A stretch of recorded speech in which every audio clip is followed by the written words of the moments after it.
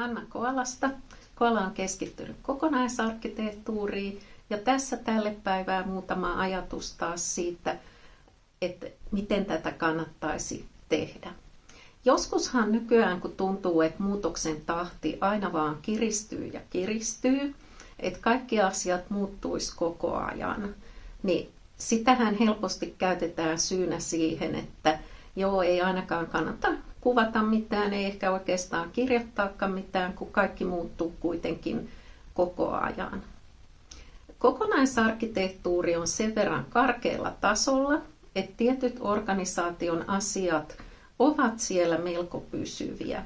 Tietyt tietojärjestelmät ovat seuranamme pidempään kuin edes toivoisimme. Joskus niistä eroon pääseminen on pikkusen hankalaa.